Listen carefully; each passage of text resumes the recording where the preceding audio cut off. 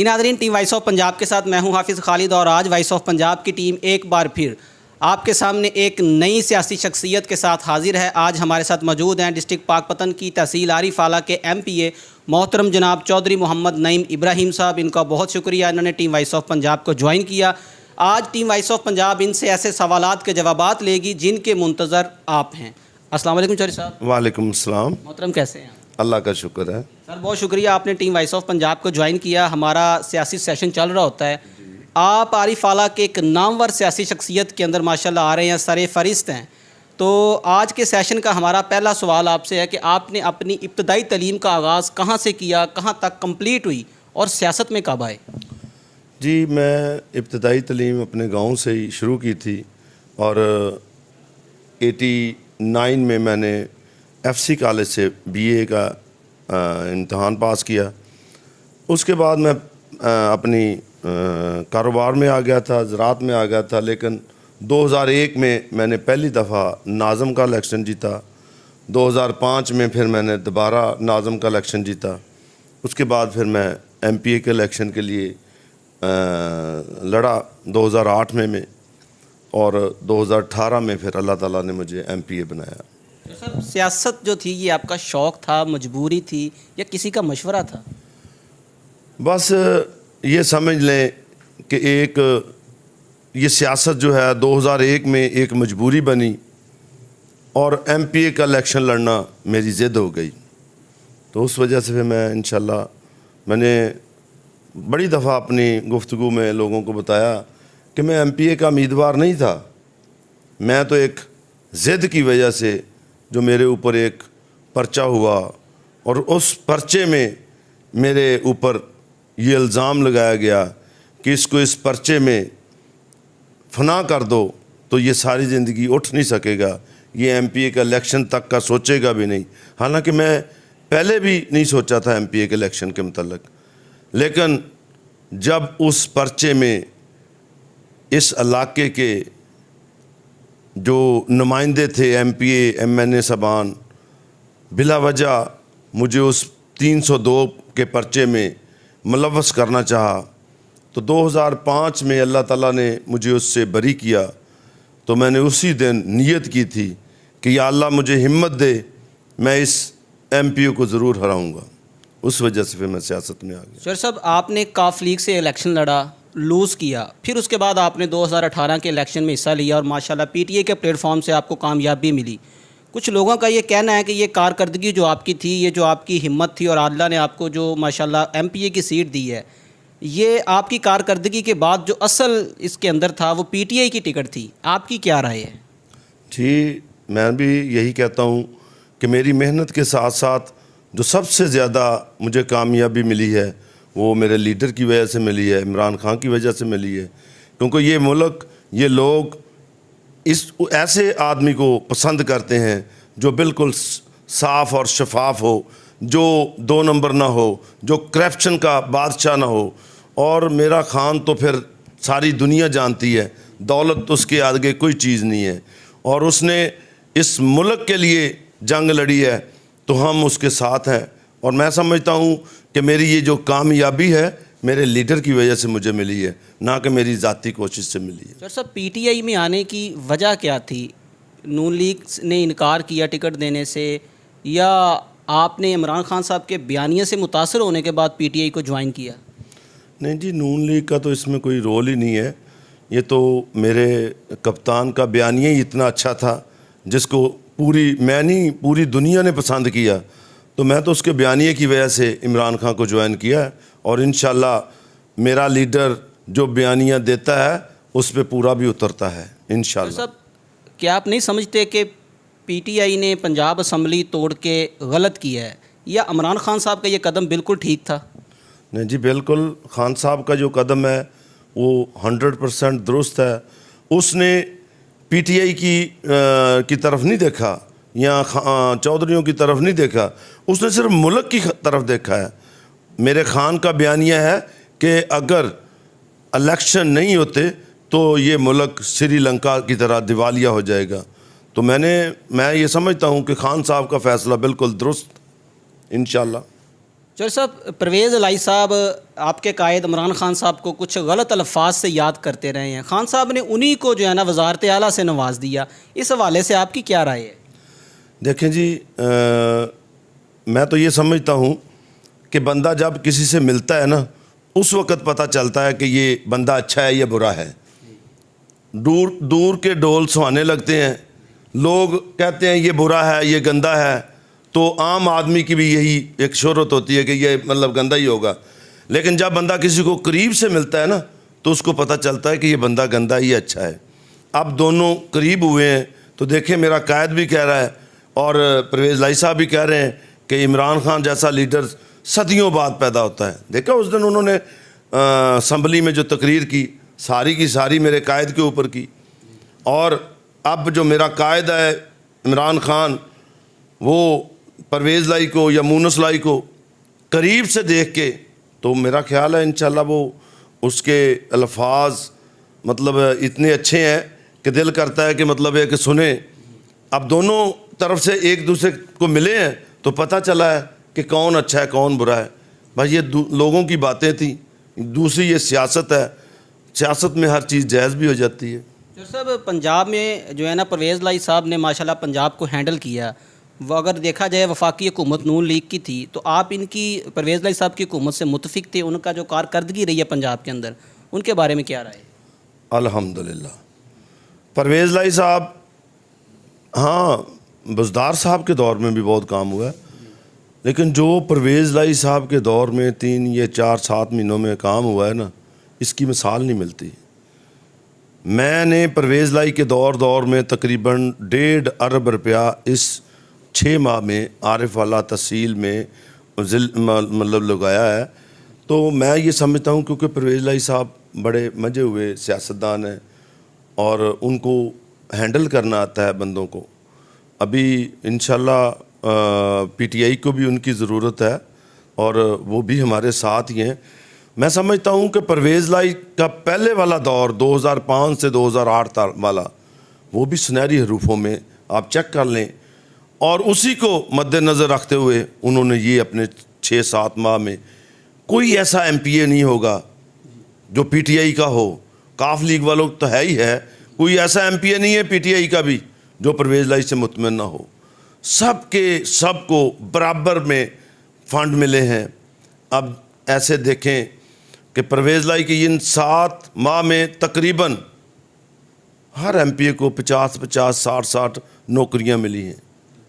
तो मैं ये समझता हूँ कि ये दौर बहुत अच्छा दौर था परवेज़ इलाही का। चौधरी साहब, एक बात कुछ सामने आई है देखने में कि जो आपके नाकदीन हैं उनकी तरफ से, कि जो 2018 का इलेक्शन था उसके अंदर जो आपकी जीत थी वो नून लीग के साथ एक डील थी। आप क्या समझते हैं कि ये डील थी, या एक और भी उसमें बात सामने आई है कि आपने बड़ी सीट पे उनको नवाजा, उन्होंने छोटी सीट पे आपको नवाजा? इसके ऊपर आपकी क्या राय है? ये जी बिल्कुल गलत बात है। आप इलेक्शन का रिज़ल्ट निकाल लें। मैंने अगर 62,000 वोट लिए तो मैंने एमएनए को तकरीबन 58,000 वोट मेरे हल्के में पीपी 194 में उनको डली है। बाकी जो थोड़ी बहुत है वो मैं समझता हूँ कि मेरे मुखालफिन की जो है साजिश समझ लें, या जो भी समझ लें, मुनाफकत समझ लें, उसकी मुनाफकत उसके सामने आ गई है। इस बात की तरदीद करते हैं कि ऐसा कुछ नहीं हुआ? ऐसा कुछ नहीं हुआ। मैंने कोई ऐसी जगह, कोई ऐसा मुकाम नहीं होगा जहाँ पे मैंने जो जलसा किया, जो तकरीर की, उसमें लोगों को ये नहीं कहा हो कि भाई अगर आप मेरे साथ साथ एमएनए को भी वोट दोगे तो तभी तुम्हारे सारे काम मुकम्मल होंगे, वगरना बिजली और सुई गैस ये तो हमारा एमएनए जीतेगा तब भी जाके हम मतलब कामयाब होंगे। और मैंने हर जलसे में अपने एमएनए की मतलब वोट के लिए उनसे और कहा है, और आइंदा भी इंशाल्लाह जो भी पीटीआई का एमएनए होगा, और उसके लिए सबसे पहले अभी से मैंने आवाज़ बुलंद की है और इंशाल्लाह करूँगा कि जो, बल्कि मैं तो लोगों को ये कहता था कि भाई मुझे वोट दोगे तो सिर्फ नईम इब्राहिम को वोट दोगे, अगर एमएनए को वोट दोगे तो वो इमरान खान को वोट दोगे। तो मैं इस बात की बिल्कुल तरदीद करता हूँ कि मैंने कोई डील नहीं की और ना ही मतलब आइंदा को मेरा इस किस्म का कोई तरीक़ेकार है। इंशाअल्लाह पहले भी फिर मतलब वोटें डलवाई हैं एमएनए को, मेरे गांव की चेक कर लें, जहां जितनी मुझे पड़ी हैं उतनी ही एमएनए को पड़ी हैं, तो ये बिल्कुल गलत है। साहब आपका सियासी कैरियर बहुत कम देखने में नज़र आया, आपने बहुत जल्द माशाल्लाह इतनी कामयाबी हासिल की है। इतनी टेंशनों को आपने फेस किया, इतनी इतनी बड़ी कुव्वतों से लड़े हैं, कभी डर लगा हो, कभी ये सोचा हो कि मैं सियासत को छोड़ दूं? चूँकि ये जान का ख़तरा इसमें जो नज़र आ रहा है हमें आपके कैरियर के अंदर, वो बहुत ज़्यादा रहा है। देखें जी, लोग जो मुझे ज़ाती तौर पे जानते हैं ना, तो उनको पता होगा सियासत तो बहुत बाद की बात थी। मैंने सियासत से पहले उन लोगों से टक्कर ली और अल्लाह ताला ने मुझे कामयाब किया कि जिनके मुकाबले में लोग लड़ना तो क्या, अपने कागज़ भी जमा करवाने नहीं जाते थे। मैंने उन लोगों से इब्तदा की और मेरे अल्लाह ने मुझे हर जगह पे फ़तह दी। मैं उसका शुक्रगुज़ार हूँ। मुझे पता है इलेक्शन ये दुश्मनी है, ये सारा कुछ है, लेकिन अल्हम्दुलिल्लाह इलेक्शन से पहले जो मैंने दुश्मनी का मतलब सामना किया है, जो लोग मुझे करीबी तौर पे जानते हैं उनको पता है। बल्कि मैं तो ये कहता हूँ कि जब मेरी इब्तदा हुई 1997 में, तो उस वक़्त जिन लोगों से मेरा पाला पड़ा था वो सियासतदान भी थे, वो डाकू भी थे, वो रस्सागीर भी थे, इस इलाके के बहुत बड़े रस्सागीर थे। तो मुझे याद है 1998 में यहाँ पे एक डीपीओ आया था असलम तरीन, तो उसने मुझे कहा था कि चौधरी साहब किन से पंगा ले लिया है। मैंने कहा अल्लाह का शुक्र है, मेरे गांव के लोग मेरे साथ हैं, मेरी बरादरी मेरे साथ है और मैं हक़ पे हूँ और मैं इंशाअल्लाह इनके साथ लड़ूंगा, इनके साथ मुकाबला करूँगा। उस वक़्त से मेरे अल्लाह ने मुझे कामयाबी नसीब दी है। और फिर वो दिन आया कि लोग कहते थे इनके मुकाबले में कोई कागजात जमा नहीं करवाता, नईम इब्राहिम ने करवाए, उसमें भी मेरे अल्लाह ने मुझे फ़तेह दी। तो ये तो अल्लाह का जान, तो मेरे जैसे मेरा लीडर है वो भी कहता है कि जिस दिन आनी है उसी दिन आनी है, तो मैं भी यही कहता हूँ कि जान अल्लाह की है, जब उसने लेनी है ले ही लेनी है, तो फिर डर के जीना क्या जीना। तो सब कभी कोई धमकी फेस करना पड़ी है अपने मद्दे मुकाबल लोगों से? नहीं, अल्हम्दुलिल्लाह अल्लाह ने इतनी इज़्ज़त दी है को मेरी पीठ पीछे चाहे कोई बात कर ले, किसी की जुर्रत नहीं है मेरे सामने आके मुझे बात करे। सर साहब आपने अपने दौरे हुकूमत में आरिफ आला की तारीख के अंदर एक ऐसा कदम रखा था, जितने भी अदवार गुजरे हैं, जितने भी सियासतदान गुजरे हैं, उनके अंदर वो चीज़ नहीं नज़र आई कि आपने आरिफ आला के अंदर बहुत से ख़ानदानों की सुलह करवाई है, ऐसी सुलह जिनका होना नज़र ही नहीं आ रहा था, जो नामुमकिन लग रही थी। ये मशवरा किसने दिया और ये सोच कहाँ से आई? देखें जी, ये एक नेकी का काम है, जिसके ऊपर बीते ना उसको ज़्यादा पता होता है। 2005 में मैंने अपने ऊपर लगे हुए कत्ल के केस को फेस किया और 10 साल तक मैंने इंतज़ार किया कि कोई अल्लाह का बंदा बीच में आए, हमारी सुलह करवा दे। और मैंने ख़ुद मदइयों को बड़ी दफ़ा पैगाम भिजवाया कि यार मैं बेगुनाह हूँ, आप खाने काबे मेरे साथ चलें, मैं वहाँ पे आपको न्याय देता हूँ, कसम देता हूँ। लेकिन वो ना माने। जब 2015 में मुझे अल्लाह ने इज़्ज़त बख्शी, मैं बाइज़्ज़त बरी हुआ, तो उस दिन से मैंने नीयत की कि या अल्लाह मुझे हिम्मत दे, मैं अपने नबी की सुन्नत को उजागर करूं और जहां तक हो सके मैं 302 की सुलह करवाऊं। और आपके सामने दो हैं, इससे पहले 167 ईबी में 3 भाई कत्ल हुए थे। कोई दुनिया का बंदा नहीं कहता था कि ये सुलह हो जाएगी। बड़े बड़े सियासतदान इसमें, चौधरी नज़ीर, मुईनुद्दीन चिश्ती, इन्होंने अपनी पूरी ट्राई करके जब मुझे बताया कि चौधरी साहब ये सुलह आप करवा सकते हो, तो वो भी सुलह अल्हम्दुलिल्लाह मैंने करवाई। लेकिन किसी भी सुलह में मैंने ना अपनी वोट को आगे रखा, ना अपने ज़ाती मफाद को आगे रखा, सिर्फ़ और सिर्फ अल्लाह को राज़ी करने के लिए, अपने नबी की सुन्नत को उजागर करने के लिए मैंने ये कदम किया। और मैं अल्लाह का बेहद शुक्रगुज़ार हूँ कि मैंने जिसको भी कायल करना चाहा ना, वो मेरी बात से कायल हुआ। क्योंकि हर बंदा गारंटी भी चाहता है कि यार जिसके कहने पे हम सुलह करें, कल को वो हमारी पुश्त पनाही करेगा, कल को अगर हमें कोई नुकसान हुआ वो हमारी ज़िम्मेदारी उठाएगा। तो अल्हम्दुलिल्लाह आरिफ वाला की अवाम को मुझ पे एतमाद है। मैंने जिसको भी कहा है उसने मेरी बात मानी है, तो मेरे अल्लाह ने मुझे फ़तेह दी और मैंने उनकी सुलह करवाई। सब आरिफ आला में आपने तारीख साज काम करवाए हैं। साबका अदवार में देखें तो ऐसे काम नज़र ही नहीं आते, पाकिस्तान की तारीख से लेके अब तक देखा जाए तो ये जो तारीख साज काम आप करवा चुके हैं, इनके लिए अल्फाज ही नहीं है। जो साबका हुकूमतें गुजर चुकी हैं, सियासतदान गुजर चुके हैं, उनके बारे में आपकी क्या राय है, अपने जो काम करवाए हैं उस हवाले से?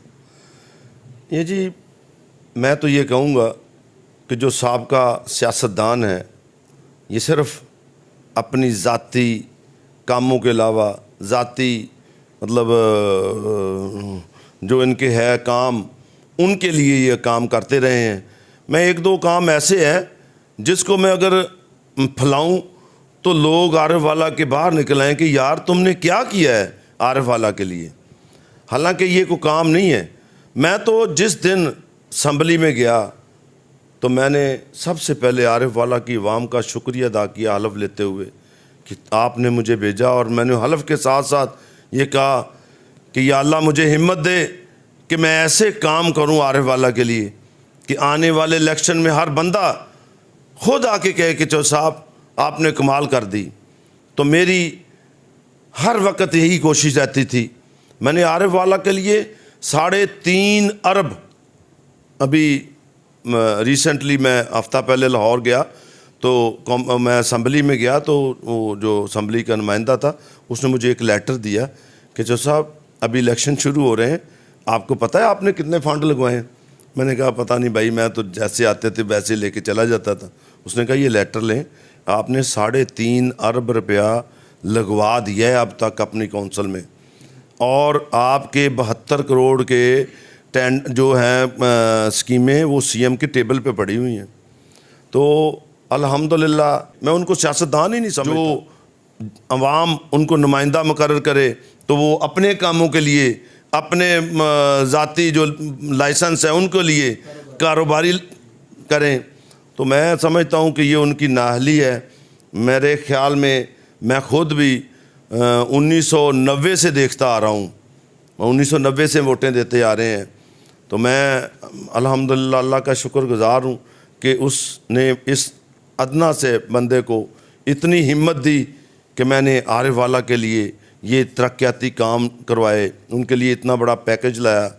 अगर आरिफ वाला की अवाम मुझे फिर मुंतखब करेगी तो मैं इंशाअल्लाह कोई ऐसी गली, कोई ऐसा काम बाकी नहीं रहने दूंगा जिसको उससे अगले इलेक्शन की तरफ लेके जाऊं।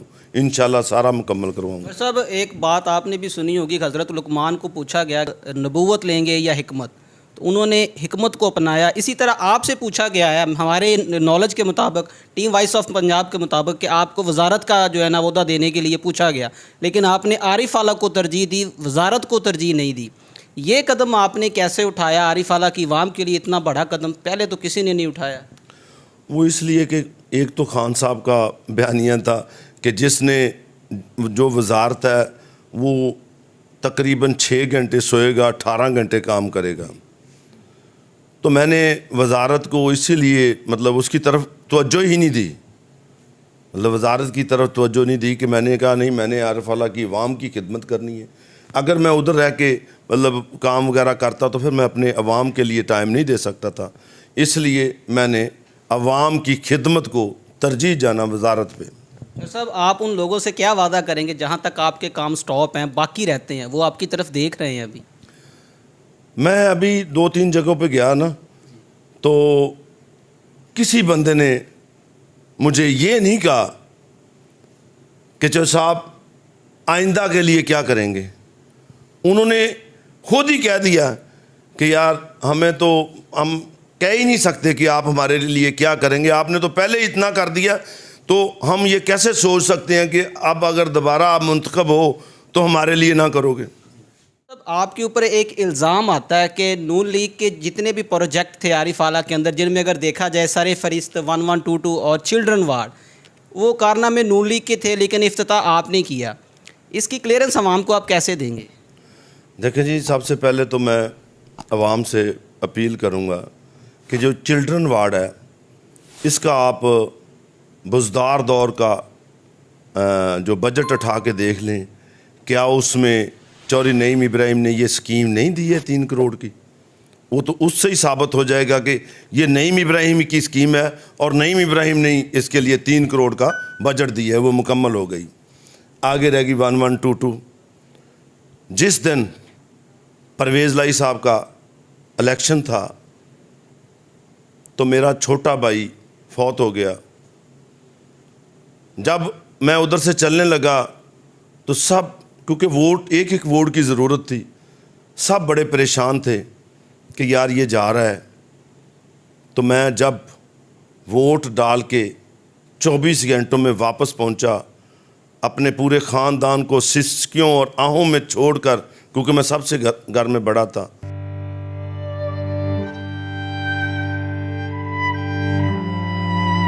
तो मैंने जब वोट डाली तो परवेज़ लाई साहब ने मुझे बुला के कहा कि मैं इसका आपको सिला ज़रूर दूंगा क्योंकि आपने जो कुर्बानी दी है।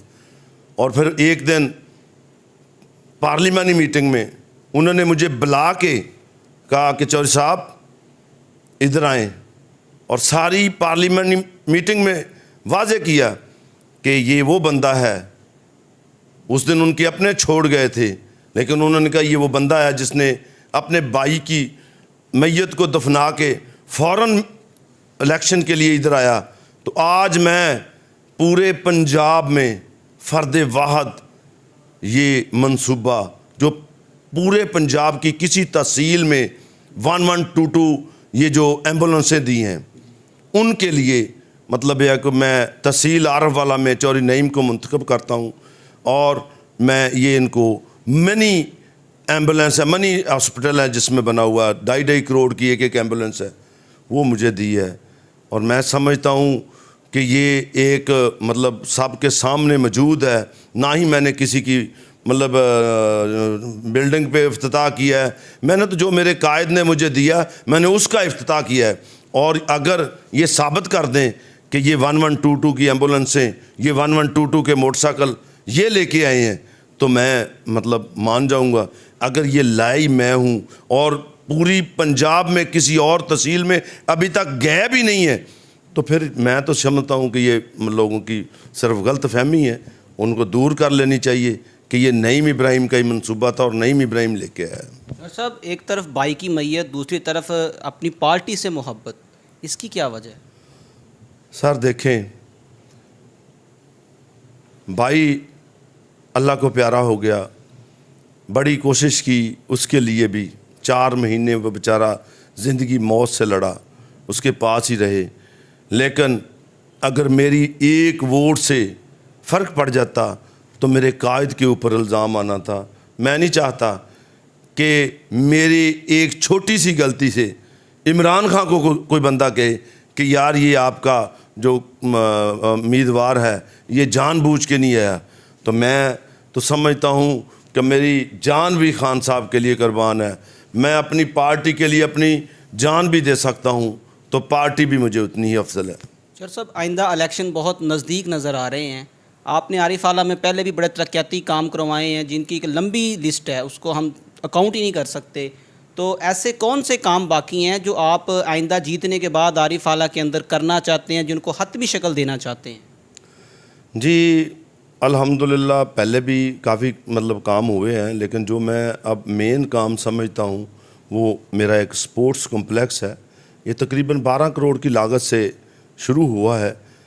मेरी दिली ख्वाहिश है कि इस इलेक्शन से पहले पहले ये मुकम्मल हो और उसके लिए बाकायदा काम शुरू हो गया है। इंशाल्लाह ये मुकम्मल होगा। ये एक 18 एकड़ की लाट थी जो मैंने 5 साल दौर में लोगों से कब्ज़ा माफिया से खाली करवाई थी, और इस 18 एकड़ में मैंने 3 मंसूबे रखे हुए हैं इंशाल्लाह, और तीनों ही मुकम्मल होंगे। एक मैंने ये स्पोर्ट्स कम्प्लेक्स है, दूसरा मैं आप 5 एकड़ में एक 15 करोड़ का पार्क मंजूर कराया हुआ है जो जदीद है। उसके बाद जो 3 एकड़ बचेंगे उस पे मैंने लड़कियों के लिए, क्योंकि ज़िया नगर मुश्ताक नगर में लड़कियों का कोई स्कूल नहीं है, वो स्कूल के लिए मुंतखब की हुई है। इसके अलावा अभी मुश्ताक नगर में 3000 फुट सीवरेज का काम बकाया है, वो भी इंशाल्लाह इसी दौर में मुकम्मल होगा। इसके साथ साथ मैं आरफ हाला के THQ हॉस्पिटल के लिए अपने कायद से मंजूर करवाई थी, प्रपोज़ल मंजूर करवाई थी कि मैं आरफ हाला के THQ हॉस्पिटल को 120 बेड का हॉस्पिटल करवाऊंगा। वो भी मेरी स्कीम CM के पास ही है। अभी तो असम्बली टूट गई है, लेकिन हो सकता है वो मतलब पास हो जाए। तो इंशाल्लाह जितने भी मेरे काम हैं ये सारे मुकम्मल करना इलेक्शन से पहले मेरी अपनी ज़ाती ख्वाहिश है। सर, ये जो चल रहे हैं, ये कम्प्लेक्स चल रहा है, इसके अलावा काफ़ी प्रोजेक्ट चल रहे हैं, इनमें कोई रुकावट तो नहीं बनेगी? आप चूँकि अभी असम्बली टूट चुकी है तो इसमें कोई प्रॉब्लम आई तो कैसे फेस करेंगे? नहीं, इसमें प्रॉब्लम आ ही नहीं सकती। ये फुली फंडेड स्कीमें हैं, इसकी सारे पैसे आए हुए हैं, कहीं से लेने नहीं पड़ेंगे, ज़िले में पहुंच चुके हैं। अब उसमें रुकावट का सवाल ही पैदा नहीं हो सकता, क्योंकि ये या तो नई स्कीम मंजूर हो तो फिर वो रुक सकती है। ये तो फुली फंडेड स्कीमें हैं और ये मतलब बजट में आई हुई हैं, तो इंशाल्लाह ना ही रुकेंगी। अगर कहीं किसी जगह पे रुकी तो इंशाल्लाह मैं इनको बहाल कराऊंगा हर सर सूरत। साहब, आपके सियासी कैरियर के अंदर कभी नून लीग ने आपको अप्रोच किया हो पार्टी चेंज करने के वाले से? हाँ जी, ये जो इस दफ़ा तो नहीं, जो पहले रजीम चेंज थी उसमें हमारा एक प्यारा सा दोस्त है जो उधर चला गया है, तो मैं नाम तो नहीं लूँगा उसका, लेकिन उसने मुझे कोड वर्ड में मतलब ख़रीदना चाहा। तो 2021 में मेरा लॉस हो गया था ज़ालाबारी की वजह से, तो उसको पता था कि ये बंदा खुददार है, ये नहीं मानेगा, तो उसने मुझे उसमें कन्वर्ट करके ना कहा कि मैं आपका नुकसान पूरा करवा देता हूँ। खरीदना चाहा। उसने कहा कि मेरी बात हो गई है, तो आपका 9.5 करोड़ का जो नुकसान हुआ है ना, मैंने उसका बंदोबस्त कर लिया है। तो मैंने कहा भाई तूने बंदोबस्त कर लिया है तो फिर उसके बदले में तो मुझे फिर पार्टी चेंज करनी पड़ेगी। उसने कहा ये तो फिर जाहिर सी बात है। मैंने कहा आपको इतना तो पता है कि मैंने पार्टी चेंज नहीं करनी। तो फिर सब आपने इतने लोगों का मान रखा है, काम मुश्किल था। एक तरफ 9 करोड़ 10 करोड़ और एक तरफ हमारी आवाम। वो अवाम का दिल तो अरबों से भी बंदा मतलब जीत ले तो कोई मतलब महंगा नहीं है। दूसरी बात, मेरे अल्लाह ने उसके बाद मुझे इतना दे दिया उस 9 करोड़ के नुकसान के बाद, तो मुझे मतलब मेरा ख्याल है वो अल्लाह ने ही 3 गुना दे दिया अपने ज़िम्मेदारों में। तो मैं समझता हूँ कि ज़मीर बेचना मतलब तो फिर इंसानियत के बिल्कुल नहीं। सर साहब, पाकिस्तान की नामवर सियासी शख्सियात मोहतरम जनाब मियाँ नवाज शरीफ साहब, आसफ़ अली ज़रदारी साहब और आपके लीडर इमरान खान साहब, इन्हीं के साथ चौधरी बरादरान, इनकी शख्सियात के ऊपर आपकी क्या राय है? देखो जी, कहते हैं कि सदियों बाद ऐसे लीडर पैदा होते हैं। मैं तो मतलब मेरी 52-53 साल उम्र हो गई है, मैंने इमरान खान जैसा लीडर ना देखा है, और मैं तो ये समझता हूँ कि इसके बाद भी हो सकता ना आए ऐसा लीडर। इमरान खान ऐसा लीडर है जिसको मैं नहीं पूरी दुनिया मानती है, पूरी उम्मत मुसलमा मानती है। जो कदर नहीं करते, इमरान खान जैसे लीडर सदियों बाद पैदा होते हैं। मैं तो समझता हूँ कि इन जितने भी लीडर हैं इनमें इमरान खान के मद्दे मुकाबल कोई पैदा भी नहीं हुआ। सर साहब, हर सियासतदान के देखा जाए, बिलखसूस सिंध में देखा जाए, तो उनके कुछ शौक़ होते हैं सियासत से हट के। किसी ने ज़िम्मेदारा किया हुआ है, किसी ने घोड़ों की जो है ना वो अफसाइश नस्ल की है, मुख्तलिफ़ किस्म की। आपके सियासत के अलावा क्या शौक़ है? देखें जी, सियासत से पहले मेरा सबसे बड़ा शौक़ ज़िम्मेदारा था, और इस इलाके के लोग जानते हैं मुझे, ज़िम्मेदारा भी मैंने जदीद किया है। अल्लाह का शुक्र है, अल्लाह ने मुझे इतनी अक्ल, इतनी हिम्मत दी है कि मैं जिस काम को भी करता हूँ ना, उसको नेक नीति से करता हूँ। मैं जब 89 में FC कॉलेज से पढ़ के आया था तो हम 12 एकड़ के मालिक थे, मैं और मेरा चाचा वालिद साहब थे। उस दिन से लेके मैंने, अल्लाह का शुक्र है, ज़मीनें भी काफ़ी बनाई हैं और ज़मींदारा मेरा इतना शौक़ है। और उसमें अगर आ जाएं, जैसे आरिफ वाला के खरबूजे मशहूर हैं, तो इस मामले में मेरा ख्याल है कि आरिफ वाला के खरबूजा के बानी भी हमारे बाप दादा परदादा हैं। और मैं भी जब से पैदा हुआ हूँ, मैंने अपने घर में कभी मौसम में ऐसा कोई सीज़न नहीं आया कि खरबूजे ना लगाए हों। बल्कि मज़े की बात है, मैं पिछले दौर में जब असम्बली में गया तो मुझे बुज़दार साहब ने बुलाया कि यार ये जो सारे मिनिस्टर हैं आपके खरबूजों की बड़ी तारीफ़ करते हैं, तो यार इतने मीठे खरबूजे हमें नहीं खिलाए। मैंने कहा सर आपको भी खिला देते हैं। तो अल्हम्दुलिल्लाह ज़मींदारा मेरा बेहतरीन शौक़ है और अब भी मैं सियासत के साथ साथ तकरीबन 70 मरबे का ज़मींदारा करता हूँ अभी भी, और अल्हम्दुलिल्लाह वही मेरा शौक़ है। साहब, आज के वीडियो सेशन के अंदर आपने काफ़ी टाइम दिया, तो आज का हमारा आपसे आखिरी सवाल है कि आरिफ वाला की आवाम के नाम कोई मैसेज देंगे जो आइंदा इलेक्शन आ रहा है वॉइस ऑफ पंजाब के रेफरेंस से? देखें जी, मेरा आरिफ वाला की आवाम के लिए, बल्कि पूरी तहसील के जो अपने वोटर हैं उनके लिए एक ही पैगाम है कि भाई मेरा और साबका जो MPA साहबान से हैं उनकी किताब आपके सामने है। आप देख लें उन्होंने आपके लिए क्या किया और मैंने आपके लिए क्या किया है। अगर आप ये समझते हैं कि मैंने आपकी खिदमत की है, आपके लिए आसानियाँ पैदा की हैं। कल ही मैं एक जगह पे गया था तो मुझे बड़ी खुशी हुई, वहाँ पे स्टार कॉलोनी पे। तो मैं कहता हूँ कि मैं अपने रब को भी राज़ी किया कि लोग कहने लगे कि चलो साहब, जब हम गांव जाते थे मस्जिद में तो रात को तो जा ही नहीं सकते थे, अब चाहे बिजली ना भी हो तो जब हम मस्जिद में जाते हैं बग़ैर कीचड़ के, बग़ैर किसी बात के, तो सबसे पहले मस्जिद में जाके आपको दुआ देते हैं कि या अल्लाह इसको और इज़्ज़त दे। तो मुझे बड़ी दिली खुशी हुई। तो मैं उन अवाम को ये कहना चाहता हूँ कि पिछले 30 साल दौर में देख लें उन्होंने क्या किया और मेरे 3 साल दौर में देख लें मैंने आपके लिए क्या किया है। वैसे तो मुझे मान है इस बात पे कि आरिफ वाला की अवाम, जो लोग ये कहते थे कि ये मुस्लिम लीग का गढ़ है, वो कहने पे मजबूर हो गए, नहीं, ये उस बंदे का गढ़ है जो इनकी खिदमत करता है। तो अगर मैंने आपकी खिदमत की है तो मैं आपकी अदालत में हूँ, आगे फ़ैसला आपका है। जी नाज़रीन, टीम वॉइस ऑफ पंजाब के साथ महवे गुफ्तगू थे आरिफ वाला के MPA मोहतरम जनाब चौधरी मोहम्मद नईम इब्राहिम साहब। ये PTI के MPA रह चुके हैं। आरिफ वाला में इनके तरक्याती काम जो हैं वो सरे फहरिस्त हैं। इंशाल्लाह टीम वॉइस ऑफ पंजाब बहुत जल्द पंजाब के एक नए सियासतदान के साथ आपकी मुलाकात करवाएगी और उनसे ऐसे सवालात के जवाबात लेंगे जिनके आप मुंतज़र हैं। अपना ख्याल रखिएगा। टीम वॉइस ऑफ पंजाब को इजाज़त दें। अल्लाह हाफिज़।